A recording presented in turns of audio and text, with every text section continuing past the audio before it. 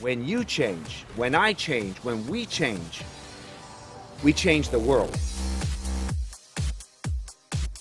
I say this to people. I say this.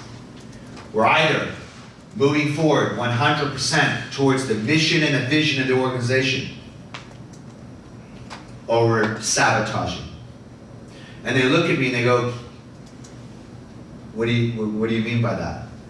And I say, we're either 100% focused, moving towards the mission and vision of the organization, or we're in sabotage.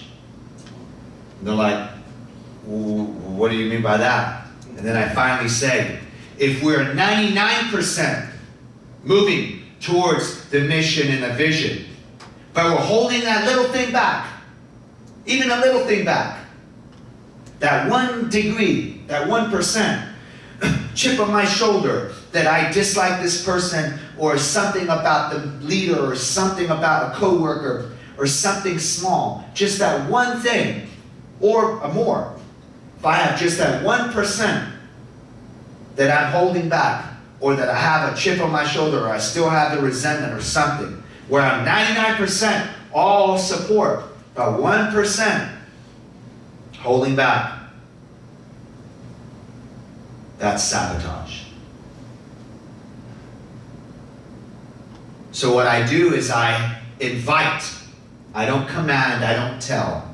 I invite everybody in the organization to draw a line in the sand and say which side of the equation you're going to be on. You're either 100% focused on the mission and the vision, on achieving the outstanding excellence, and everybody being in full love and support the mission, the vision, the leader, and everybody there, or anything less than that, even 1% less than that, is sabotage. Then I tell them that sabotage is cancer.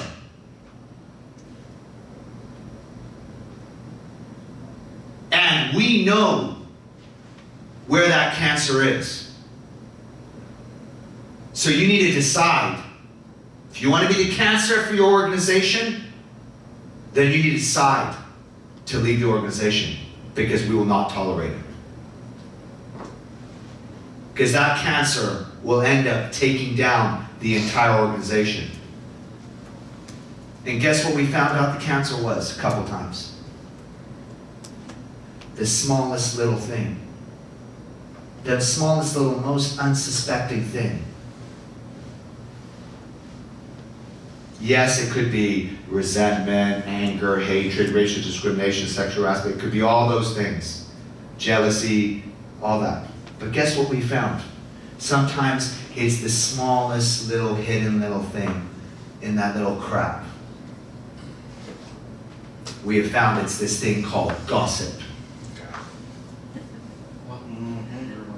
We found that it's, don't tell anybody, but so-and-so thinks this, and so-and-so said this, and that gossip comes around, and it goes from this person, it goes to that person, it goes to that person, it goes to this person, then it comes back to us. So it literally goes out of the office to home, to the bar, to buddies drinking beer, sharing details about each other.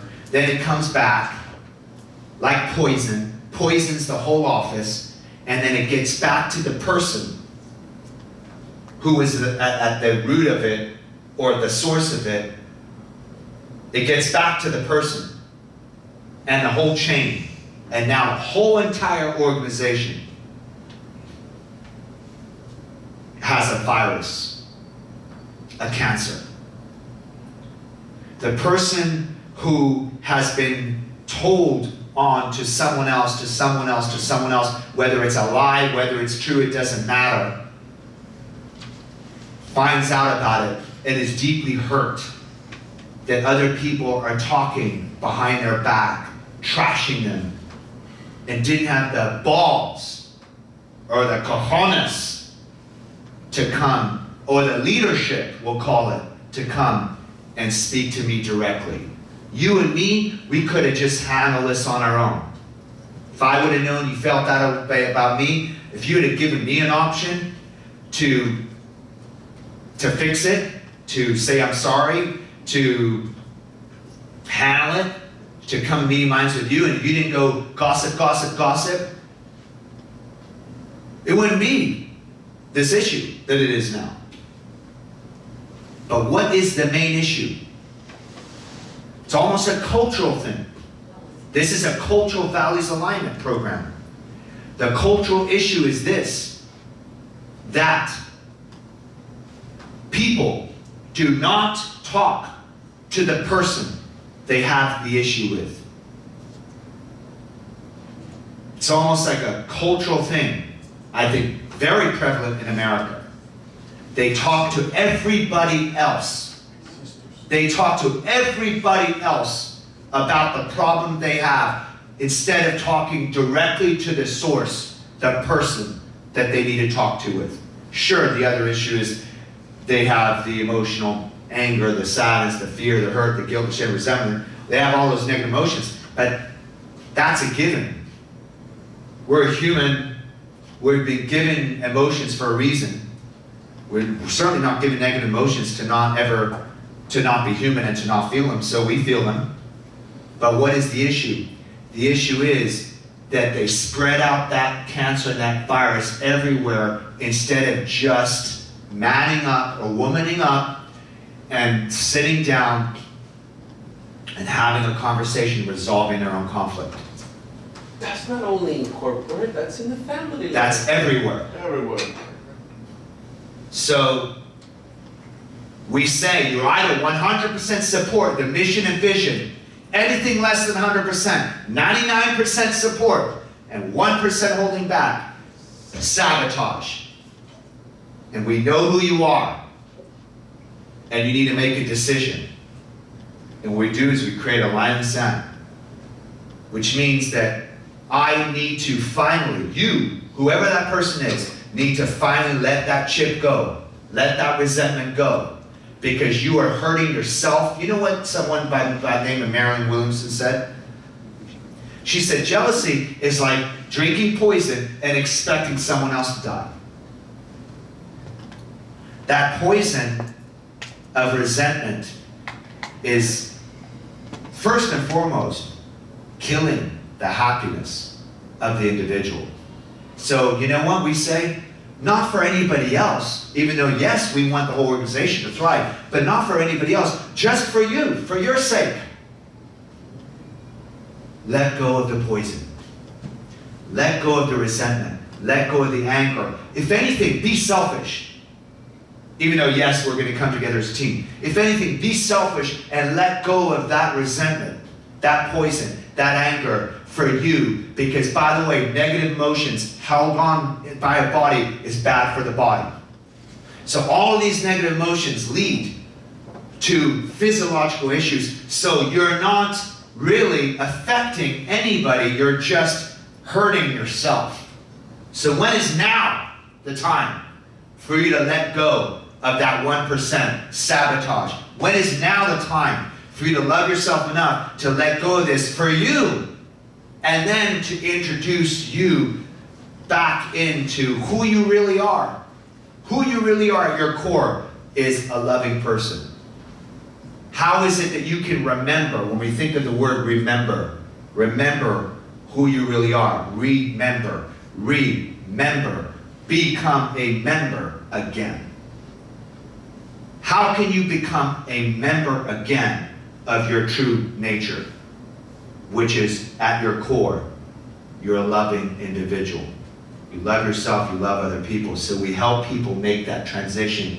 And what happens all the time, they've seen it in the back at this program, we work with the Mayor of Ontario.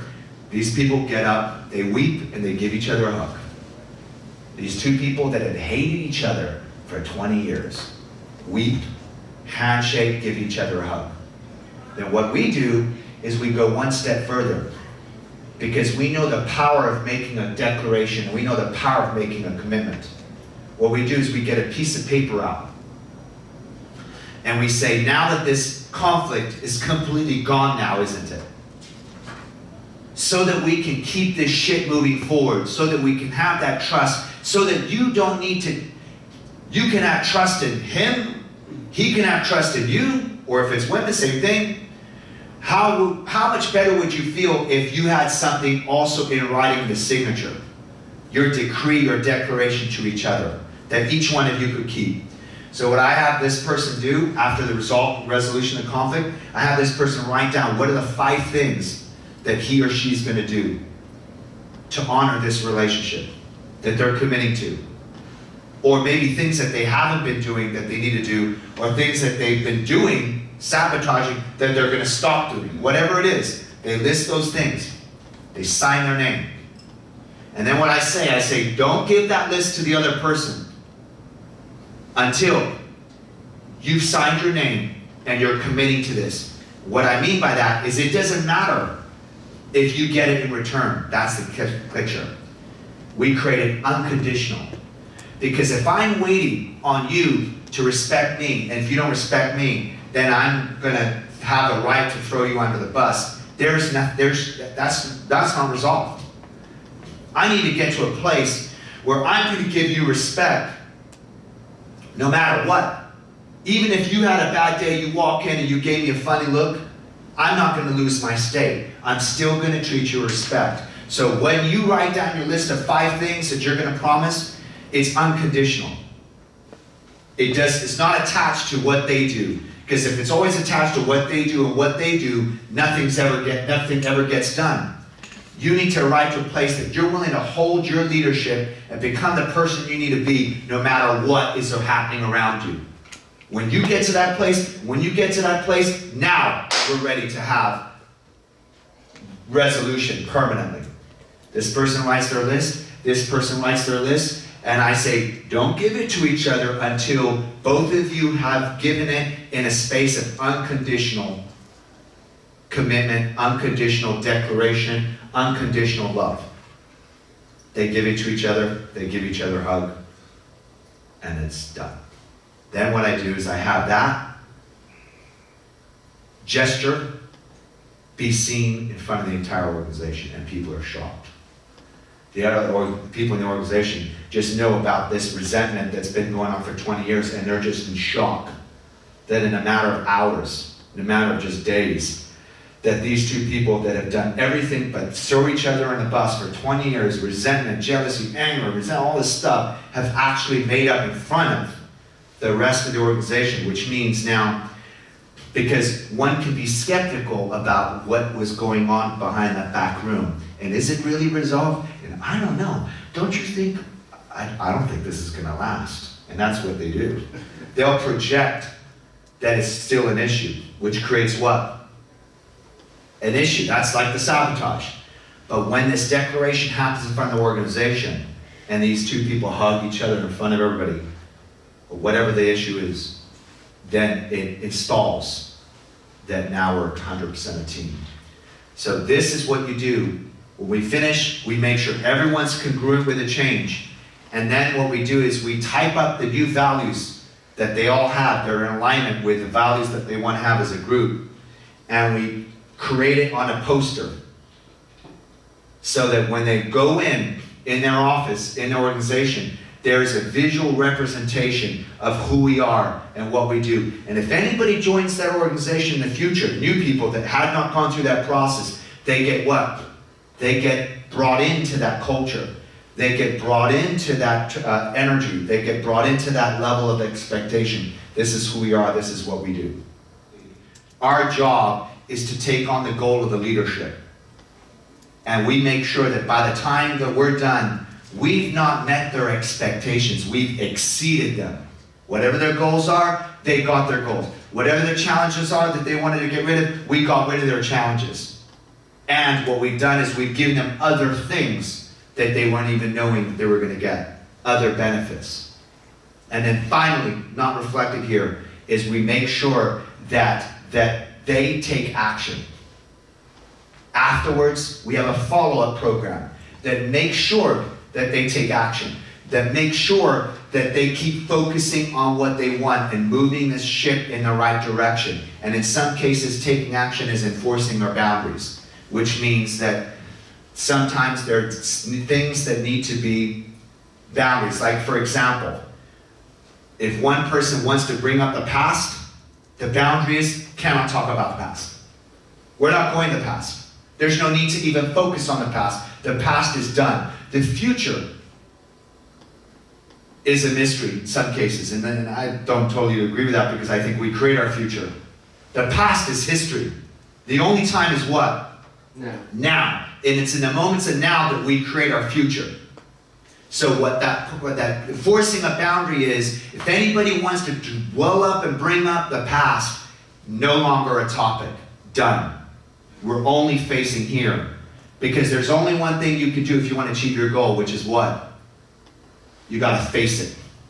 If people are kept trying to face the past, look at the past, which way are they facing? And what are they going to get if they're facing this way? They're going to start building more of the old situation, old problem. So what we do is we move them around and we say at the end, your job is to take action, which is do daily activities to exhibit those 10 values, the ideal values.